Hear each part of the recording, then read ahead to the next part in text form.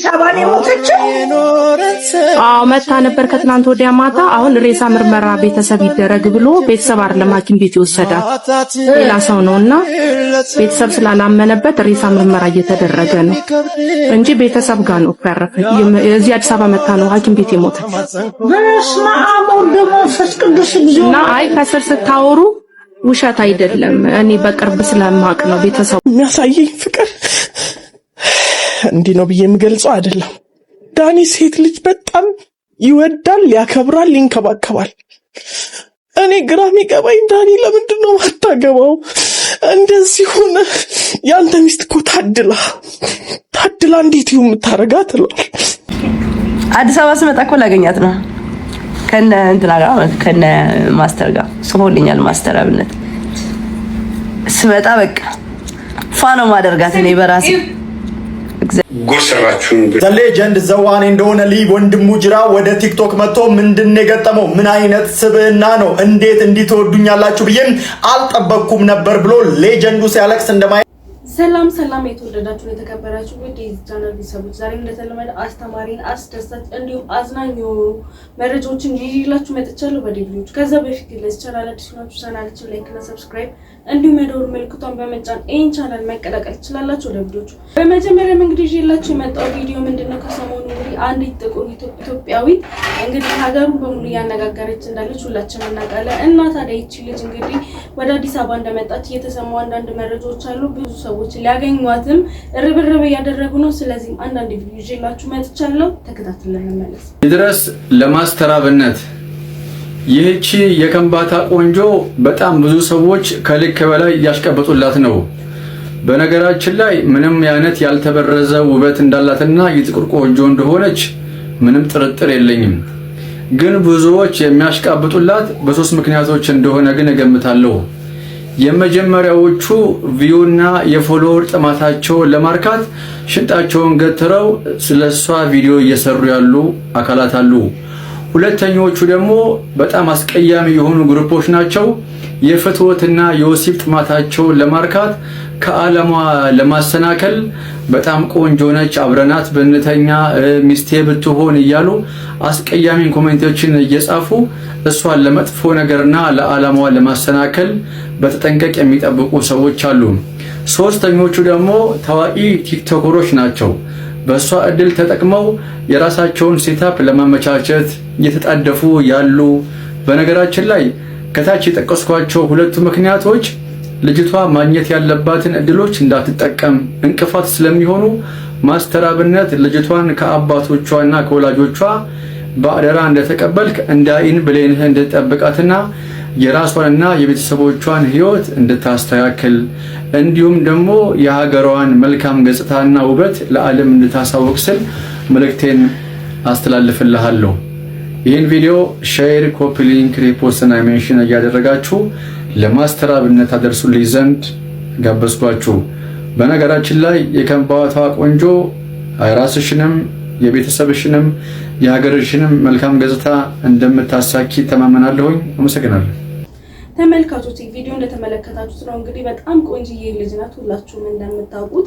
እስኪ እናንተስ ምን ትላላችሁ? የሰማችሁን ነገር ኮሜንት ላይ ጻፉ። ወደ ቀጣይ ቪዲዮ እንሂድ። አንጋፋው ቴዲ አፍሮ ሐምሌ 7 እንግዲህ 50ኛ ዓመቱን ሊያከብር እንደሆነ የተሰሙ አንዳንድ መረጃዎች አሉ። ስለዚህም አንዳንድ ነገር ይዤላችሁ መጥቻለሁ። ተከታትለን እንመለስ። ታላቁ የጥበብ ሰው ቴዎድሮስ ካሳሁን ወይም ቴዲ አፍሮ ሐምሌ 7 ቀን 2018 ዓ.ም 50ኛ ዓመት የልደት ቀኑን ያከብራል። እንኳን ተወለድክ እያላችሁ ሁላችሁም ለቴዲ አፍሮ ያላችሁን ፍቅር ገለጹለት። መልካም ምሽት ተመልካቾች። ቪዲዮ እንደተመለከታችሁ ለቀጣይ ቪዲዮ እንሂድ። በመቀጠል ደግሞ ይዤላችሁ የመጣው ቪዲዮ ምንድነው? በአንድ ወቅት እንግዲህ ጋዜጠኛ ሶፎንያስ ያለበትን ሁኔታ ሁላችሁም እናውቃለን። እና ደግሞ አሁን ላይ ምን ሁኔታ ላይ እንዳለ የምናውቀው ነገር የለም። አንድ እህታችን ደግሞ ያለበትን ነገር እያበራራችልን ነበረ። ስለዚህም ቪዲዮም ተከታትለን እንመለስ። በሶፎንያስ ጉዳይ የቦርናጌ መስራች ኪያ የምታስተላልፍልን መልእክት አለ። ምን አይነት ደረጃ ላይ እንዳለ ምን እንደሚያስፈልገው ግን አንቺ ከሁሉም ያስጨነቀሽ ሶሻል ሚዲያ ላይ እየተዘዋወረ ያሉ ነገሮች ስለሆኑ እስቲ አመሰግናለሁ። በተቻለ መጠን ሶሻል ሚዲያው ትንሽ ዝም ቢባል ደስ ይለኛል። ቢረጋጋና ተኝቷል፣ ሕክምና ላይ ነው፣ ሕክምና እያገኘ ነው። ደግሜ ልለምናችሁ ትንሽ ቢሰማች መተሽ አስከሬኑን ውሰጂ ተብሎ ለኔ ከምሽቱ 6:20 ነው የተደወለልኝ። ሞቷል ተብሎ ነው የተለቀቀውና ግን ውሸት ለምን እንዳረጋችሁ እንግዲህ ያረጋችሁ ሰዎች እናንተ ታውቃላችሁ። በተደጋጋሚ ተናግሬያለሁ። ባጭር ቃል ምነግራችሁ በሶፎንያስ ጉዳይ የሚሆነው ነገር አያምርብንም። ብንተጋገዝ አይዞ ብንል ጥፋት ሊኖር ይችላል። ሲቀጥል ደግሞ እንዲህ አይነት ነገሮች ባውለበለብነው ቁጥር እውቅና እየሰጠነው እንዳይሆንም እፈራለሁ። ሶፎንያስ ሙሉ ለሙሉ ታማሚ ነው። ድርጊቱ ሆነ ከተባለ በፊትም ጀምሮ ለቤዛ ሆስፒታል ተኝቷል። ሂስትሪውን ማጣራት ትችላላችሁና ከዚያ በፊት ጀምሮ ነው የባይፖላር የአእምሮ ህመም ተጠቂ የሆነ ህመም የሚያረጋው ነገር ብዙ ነው። ይሄንንም መረዳት ይፈልጋልና ለሆነውም ነገር ምን እናርግ ብንል እንጂ ጥሩነቱ እንደው አላስፈላጊ ሚዲያው ላይ ለቀን ውጤት እናመጣለን የሚል ግምት የለኝ።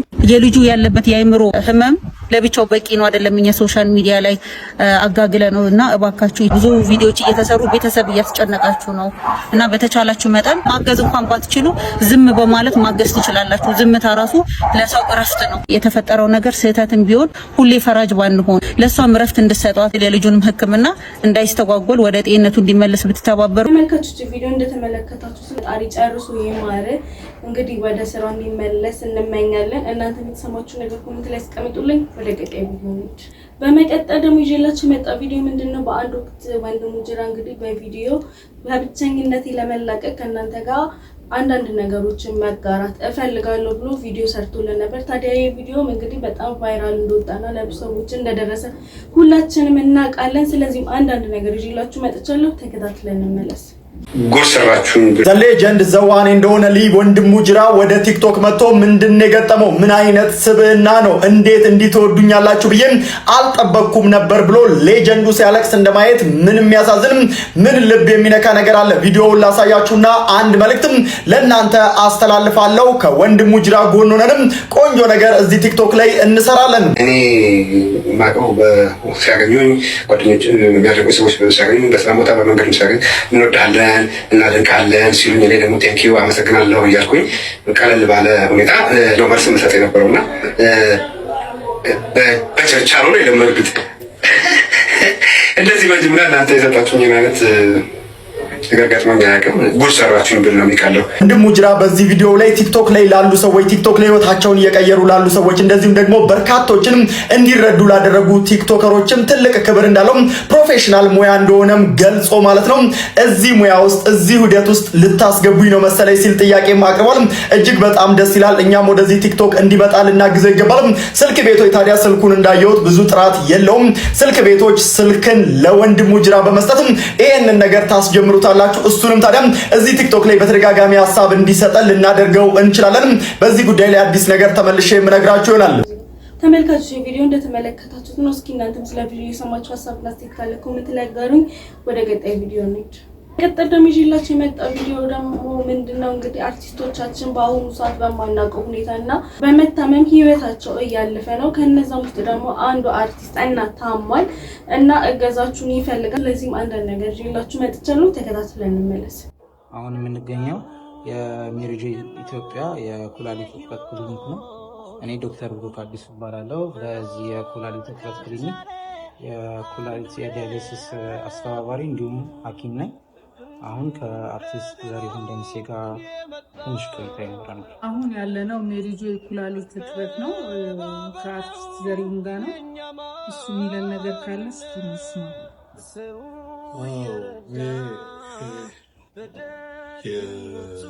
የኩላሊት በሽታ መያዜ በፊት አላውቅም ነበር። የደም ግፊት ነበረብኝ።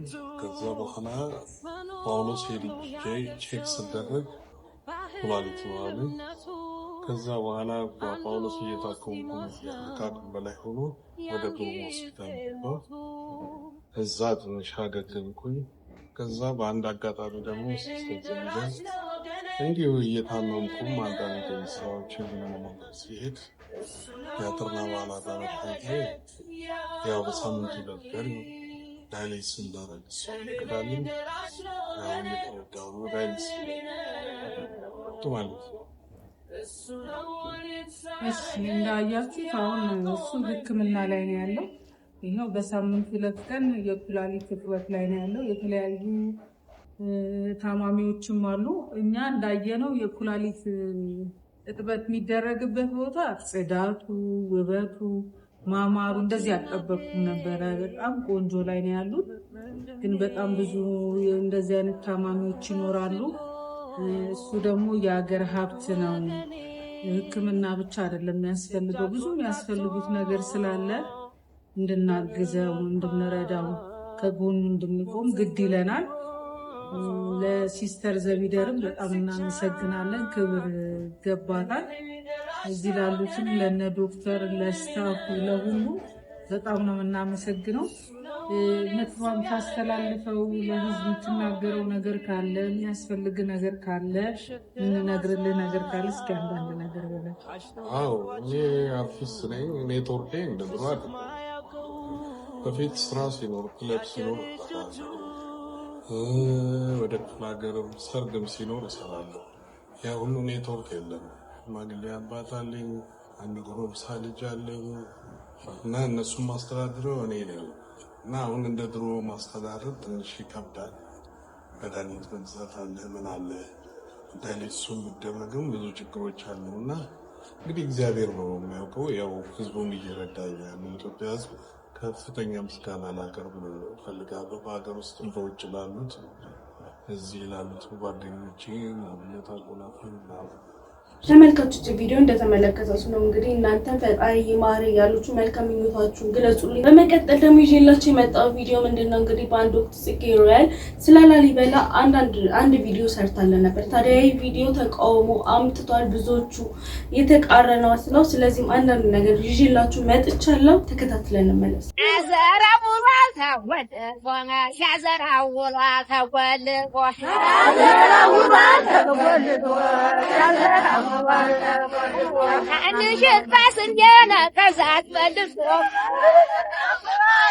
ይህን ቪዲዮ 5-10 ጊዜ ኮፒ ሊንክ ሸር ማድረግ ትፈልጋለህ አትፈልግም የራስ ጉዳይ ነው። እናንተ ኮፒ ሊንክ ሸር አታደርጉም፣ የማይረባ ቪዲዮ ትገኛላችሁ፣ ኮፒ ሊንክ ሸር ታደርጋላችሁ።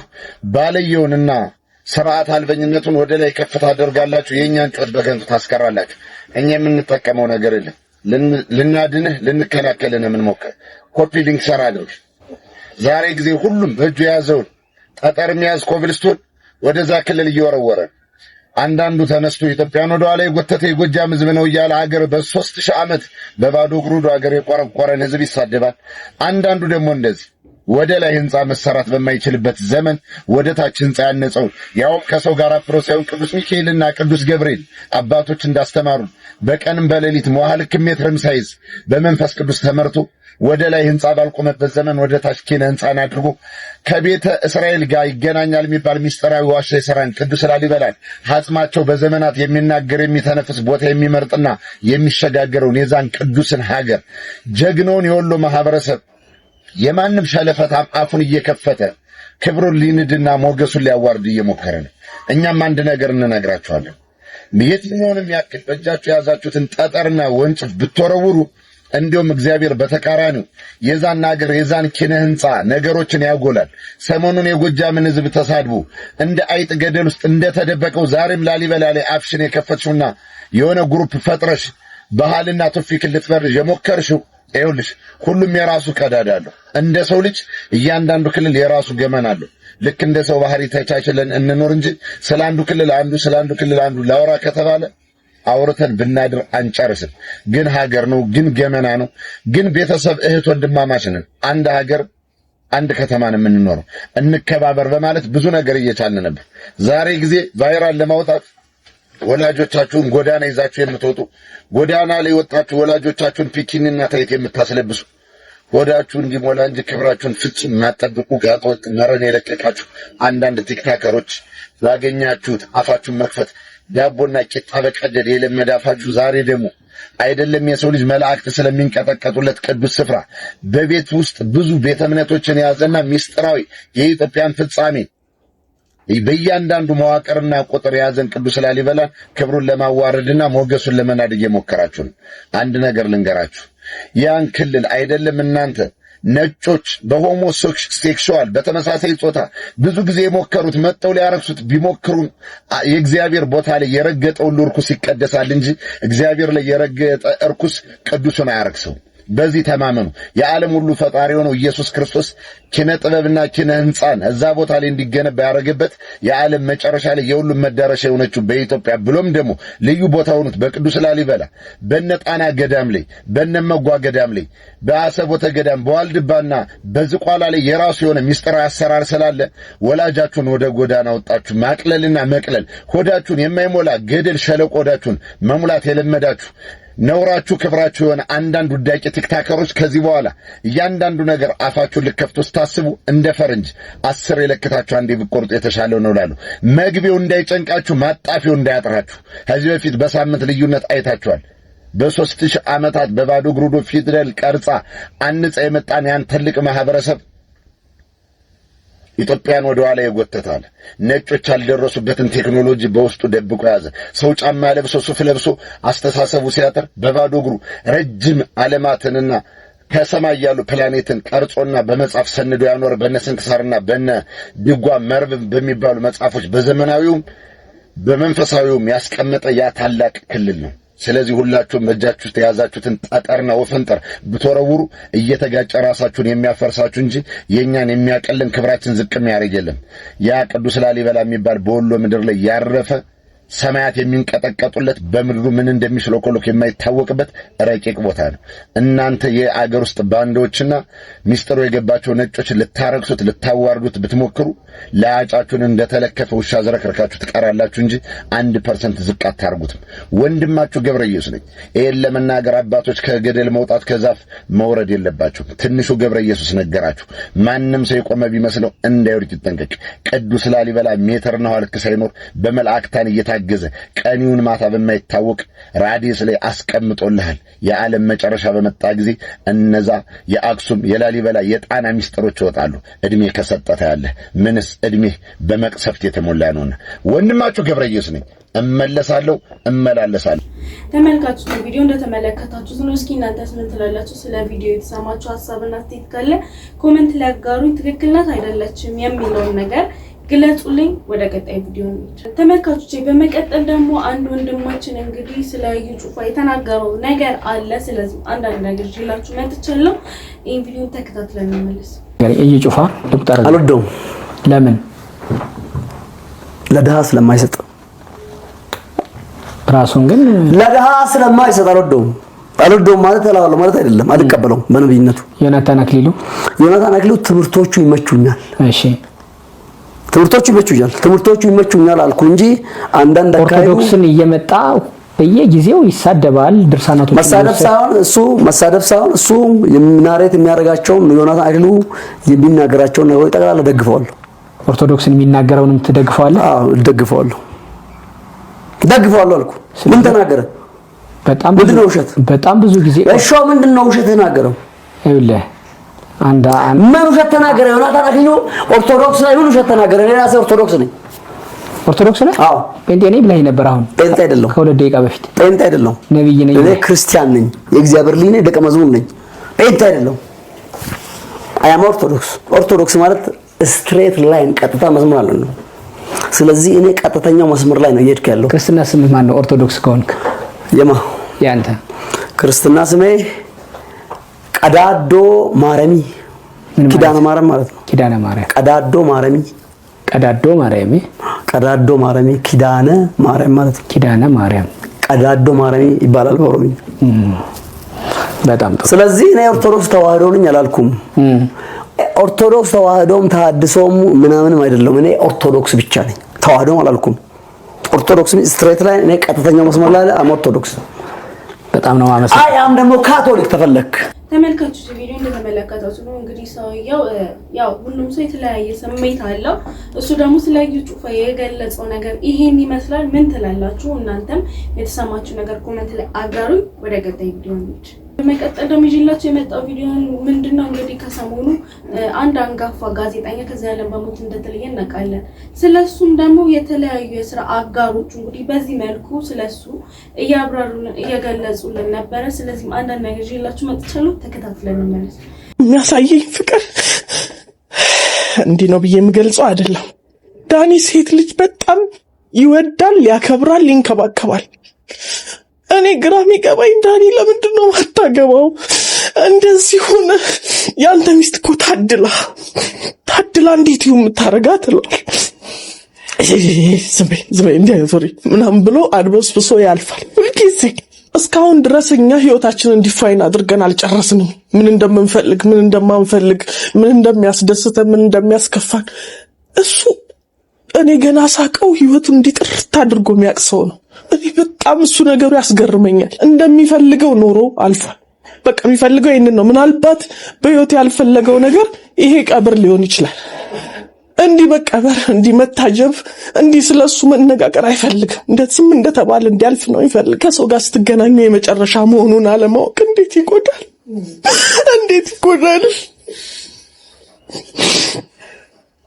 አሁን የሚሰማኝ የመጨረሻ ያገኘው ጊዜ በደንብ አቀፊያ ይሁን በደንብ ስሜው ይሁን ምን ተሰምቶት ይሆን አላቅም። ዳኒ ሁሌም እወደዋለሁ፣ አከብረዋለሁ፣ እወድሃለሁ ብዬው ማቅ መሆኑን አላቅም፣ ግን ዳኒ እወድሃለሁ። ተመልካቾች ቪዲዮ እንደተመለከታችሁ ነው። በጣም የሚያሳዝን ነገር ነው። እንግዲህ ነፍስ ይማር እንላለን። እናንተም ነፍስ ይማር እያላችሁ ኮሜንት ላይ ወደ ቀጣይ ቪዲዮ እንሂድ።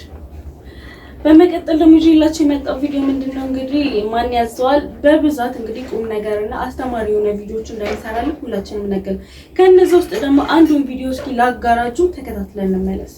መተተኞች በሰይጣን እንደሚያምኑት በእግዚአብሔር ቢያምኑ ምድር ገነት ትሆን ነበረ። ችግሩ እግዚአብሔር የሚሰራው ቀስ ብሎ ነው። ትዕግስት የላቸው። ወደ ጠንቋይ ወደ ሰይጣን የሚሮጡት አሁን ውጤት ስለሚፈልጉ ነው። እና ደግሞ ማስተዋል የለባቸውም። ቢያስተውሉ መጨረሻ ላይ ከፍተኛ ተራራ የሚያክል ውድቀት፣ ሞት እየጠበቃቸው እንደሆነ ቢያውቁ ኖሮ አያደርጉትም። እነሱ የሚታያቸው እዚች ጋር ያለችዋ ነገር ብቻ ነች። ጊዜያዊ ውጤት ብቻ ይታያቸዋልና የሰውን የሀገሩን እኮ በከሉት። እናንተ እግዚአብሔር ይወዳችኋል። የምትፈልጉት በሱ ዘንድ አለ። ልባችሁን መልሱ፣ ግድ የላችሁም። በመተት ተጠቅታችሁ ማይሆን ነገር አድርጋችሁ ወንጀል የምትሰሩ ሰዎች ልትኖሩ ትችላላችሁ። በጣም ተጠንቀቁ። ትዳራችሁን ሊያፈርሱ ይችላሉ። የትዳር አጋራችሁ ሳይፈልግ ከናንተ ውጪ ሌላ ቦታ እንዲሄድ የሚያደርግ አጋንንታዊ አሰራር ይመጣል። እናንተ የራይታችሁ ባላችሁ ያደረገ መስሏችሁ ትዳራችሁን የምታፈርሱ አጋሮች ካላችሁ በጣም ተጠንቀቁ። ፈተናው የስጋና የደም አይደለም፣ የማይታይ የመንፈስ ውጊያ ነው። እግዚአብሔር አምላክ ሁላችንም ከዚህ እርኩስ ከሆነ ኃይል እንድናመልጥ ይርዳን፣ ደግሞ ይረዳናል። እግዚአብሔር አምላካችን ኃይል ያለው ይረዳናል፣ ይጠብቀናል፣ ያስውበናል፣ ጸጋውን በጸጋ ላይ ያበዛልናል። ስሙ ይባረክ። መልካም ተመልካቾች ቪዲዮ እንደተመለከታችሁ ትማሩበታላችሁ ብዬ ስላሰብኩ ነው ይዤላችሁ የመጣሁት። እናንተም የተሰማችሁ ነገር ኮሜንት ላይ አጋሩ። ወደ ቀጣይ ቪዲዮ እንሂድ። በመቀጠል ደግሞ ይዤላችሁ የመጣው ቪዲዮ ምንድነው የሚያዝናኑና ወቅታዊ አስተማሪ የሆነ ቪዲዮዎችን ነው። ተከታትለን እንመለስ። የበርካቶችን አድናቆትና ቀልብ የሳበችው እቺ ቆንጅዬ የጥቁር ፈርጥ አዲስ አበባ ገብታለች። በቅርቡ ማህበራዊ ሚዲያውን ባጥለቀለቀው ምስሏ ምክንያት የብዙዎችን ትኩረት ሳበችው ታዳጊዋ ኤልሳቤጥ አሁን ላይ ህይወቷ እንዲቀየር ማስተር አብነትና ቲክቶከሯ ሀዩቲ ከቤተሰቦቿ ጋር በመነጋገር ወደ አዲስ አበባ ያመጧት ሲሆን ህይወቷን ለማሻሻልና ችሎቷን እንድታዳብር ድጋፍ እንደሚያደርጉላትም ገልጿል። እናንተም እዚህ ኮመንት ላይ እየገባ መልካም ምኞታችሁን ግለጹላት። በስተት ወደ አካውንታቸው የገባውን ወደ 6 ሚሊዮን ብር የሚጠጋ ገንዘብ ጥንዶቹ ያን ድርጅት አፈላልገው ብሩን ሊመልሱ ነው። ነገሩ እንደዚህ ነው። ፍሬዘር እና ሰላም ይባላሉ። ከተጋቡ 2 ዓመት ሲሆናቸው እሱ ኖርዌይ ነው የሚኖረው፣ እሷ ደግሞ ትግራይ ነው የምትኖረው። በባለቤቷ ፍሬዘር አካውንትም ከ5.8 ሚሊዮን ብር በላይ ይገባል። እሱም ታዲያ ለሚስቱ ደውሎ ሁኔታውን ይነግራታል።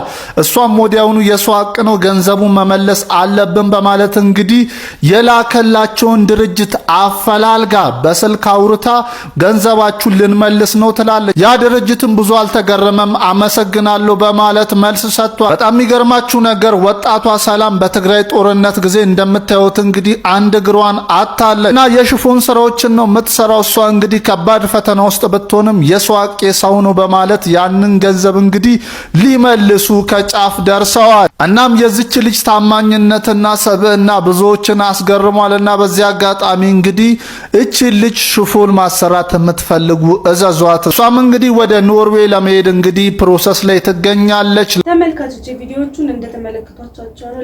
ለዛሬ ይዤላችሁ የመጣው ቪዲዮች እንደዚህ ይመስላሉ። ስለ ቪዲዮ ሰማችሁ ሀሳብና አስተያየት ካለ ኮሜንት ላይ አጋሩን። በቀጣይ ባሪፉ እንደምንገኝ ተስፋ አደርጋለሁ። እናንተም አብሮነታችሁን አሳዩኝ። ላይክ እና ሰብስክራይብ በማድረግ አመሰግናለሁ።